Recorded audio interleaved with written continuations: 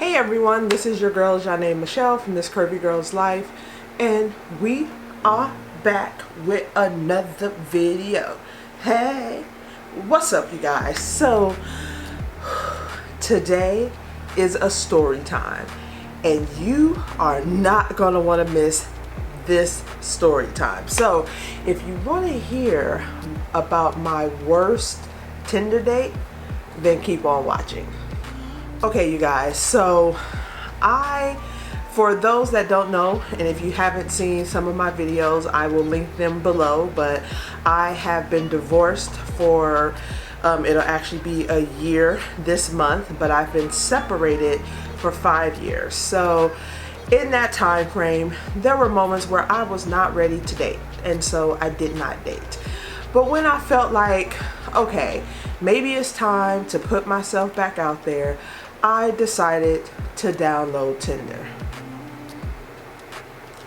Why? So let's start with this date. So we are gonna name said gentleman Stan. So me and Stan connected through Tinder. Stan's pictures were nice. His conversation was good.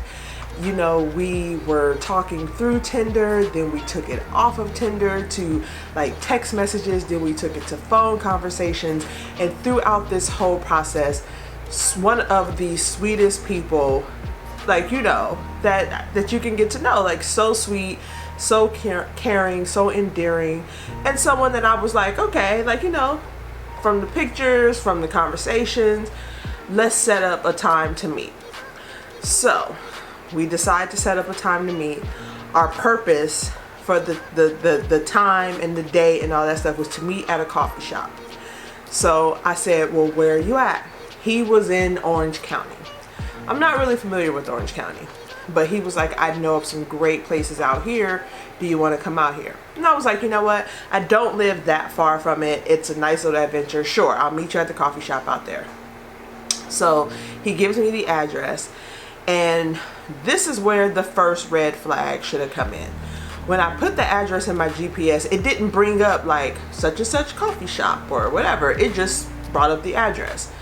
So I'm driving. I make a turn down a residential street, and I'm kind of wondering, okay, there can't be a coffee shop on a residential street. So I pull up to the address, and I'm like, yeah, I obviously got something wrong. So I call, and I'm just like, hey, that address you gave me is not a coffee shop. I'm like in like some residential area. Second red flag. This dude says, oh, I'll be right out. Did you just, am I at your house? Like, what is this? Like, where am I?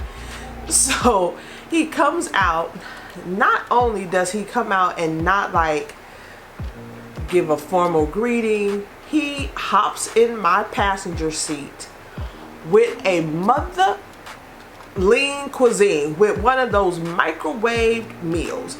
He hops in my front seat with a lean cuisine and is like, hey, how you doing? I was doing fine until I realized I was picking you up from your house. Thought we was meeting at a coffee shop. And then did you just hop in my car with a lean cuisine? Really? Should have been a red flag. I should have cut it off right then and there. But you know what? Apparently I like drama and decided to stay in it even longer. So I'm like, all right, well, you have mentioned this place. Did you want to go there? He was like, yeah. Like, I was like, okay, give me directions. This is your area. Show me, you know, tell me where to go. So he's telling me to make a left here, turn there, do this, do that. And then as we're driving, you know how when you look over at someone and you can tell that they don't know where the hell they at? Like, they are literally like, yeah, he was doing that. And so I finally asked, like, dude, do you know where we're going? He was like, yeah, I know where we're going. Where are we going? It's right up the street. Right up the street where? And I said, you know what? I'm going to pull into this gas station so we can ask for directions. Because it seems like it's a pretty popular place because it's like in Newport Beach or whatever. So he was like, okay, great. Yeah, we'll get directions. So we pull into the gas station, He hops out the car to throw away his lean cuisine container. Oh, which by the way, he was eating a lean cuisine because it was Ramadan and he could only eat in the evening. So, okay, I'll give you a pass, I guess. So he throws away his little lean cuisine container and then he hops back in the car. Didn't ask a single person for directions. And so I asked, I was like, did you get the directions? Oh no, I thought you was gonna do that. Why would I ask for directions for a place that you're supposed to be taking me? I'm confused. Another red flag that I should have been like blaringly like, this is not working, Janae. Why are you still sitting in this car with this dude? So we ask for directions. We finally make it to the location. So now we are entering a restaurant, and this restaurant it turns into a nightclub, I guess, during the weekends. So when we get there, the restaurant part is actually closed because they're getting ready for their nightlife weekend time. And I thank God, like, I wish I knew the lady's name who was the hostess, because I think she seen the look on my face of disgust in the moment of finding out, like, we drove all the way over here. It's about to turn into a club. I'm hungry. You had a lean cuisine. I want food. And so I think she saw the look on my face and she was like, let me speak to the kitchen. She spoke to the kitchen. They said, order whatever you want on the menu. Thank you, Jesus. Thank you. So we sit down. At this point, we are having small talk. Like, you know, even though I'm not in the greatest space, I managed to push that down and continue my evening. Food comes, I'm munching, we're talking, we're sipping. I don't really drink, so I'm sipping on pineapple juice, but still, you know, it's a nice vibe. The DJ is there, he's starting to play music, so you know, you feeling yourself. You're like, okay, I got food now, so I'm already a little happier because I'm not hangry anymore. I got a little pineapple juice, which is one of my favorite juices. The music is bumping. Okay, I'm in a good space. So then he excuses himself to go out on the balcony. And I'm sitting there, and now mind you, my back is to the balcony, so if I turn around like this, I can see you. He is out there smoking a blunt.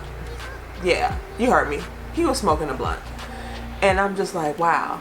Like, so, okay, whatever. Do you. If that's what you do, do you. Because I'm not going to stop you from being who you are and doing what you do. So, but my thing is like, you're on a first date. Like, even though we've chatted online and on the phone or whatever, this is still like a first date, right? So he is out there, like, it's going on well into 30 minutes. Like, he's been out there. So I finished my food and I decide to go out on the balcony.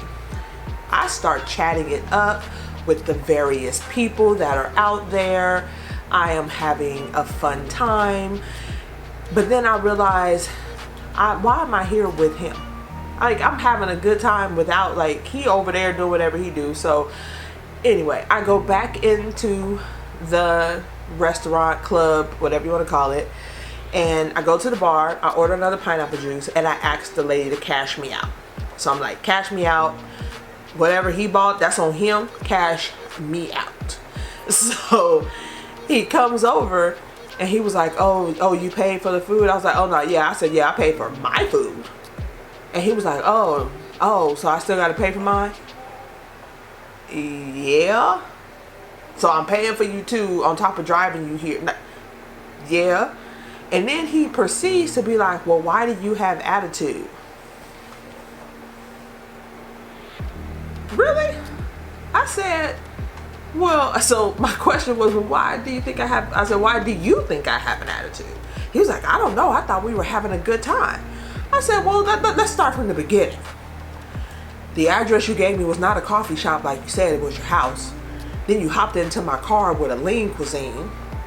We got to the gas station to ask for directions, and you didn't even ask for the directions and waited for me to do so, which I did not, because it's not my place.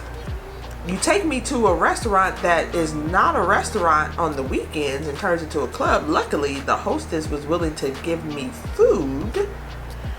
You leave me inside by myself for over 30 minutes while you step on the balcony to smoke a blunt.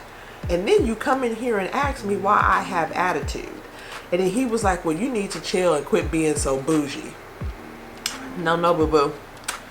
No. I'm not bougie. Classy, yes. Bougie, no. So don't get, because if I was bougie, bruh, you wouldn't have made it to the point where we were having a conversation where you had the audacity to even fix your mouth to call me bougie. Because a real bougie chick would have let you know a long time ago what you can go and do.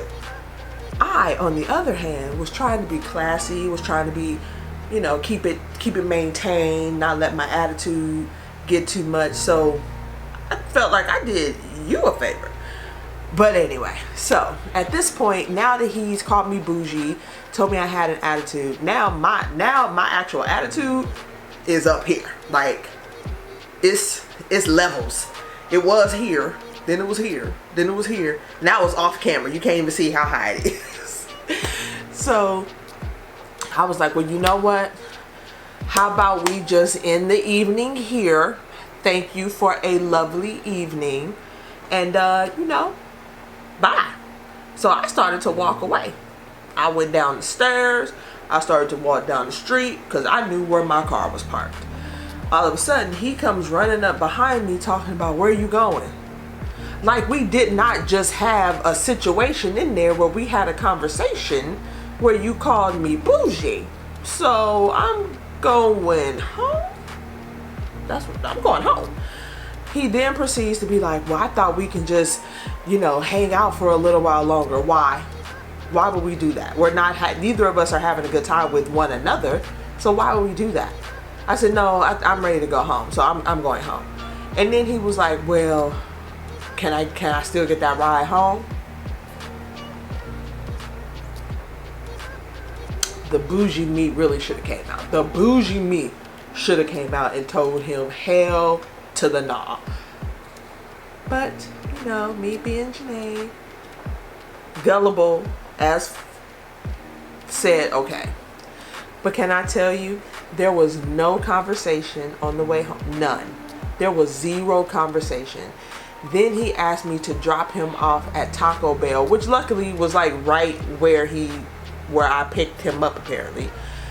But I wish there were cameras in that moment of me dropping him off, because I don't think I stopped. I think I slowed down, but I literally don't think I stopped. I think it was literally like a rolling stop. I slowed up, he opened the door, stepped out, I sped off. Like, it went so quick that I literally felt like I did not stop driving in that moment.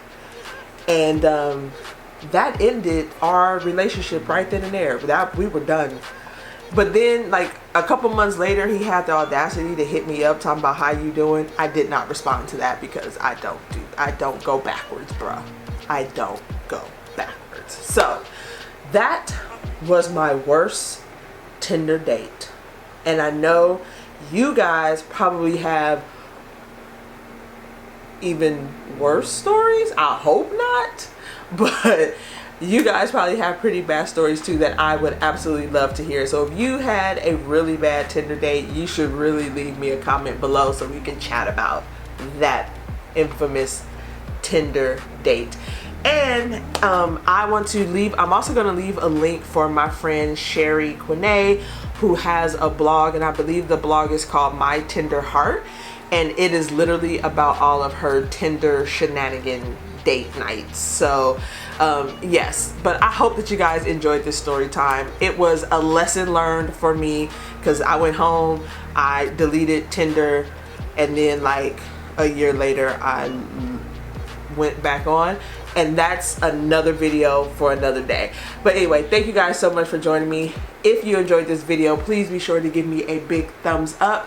Be sure to like and subscribe. And if you want to check out more of my dopeness, because I'm just saying, if you want to check out more of my dopeness, be sure to hit that notification bell so you can be reminded every time a new video pops up. So thank you guys so much for joining me, and until the next video, deuces, bye.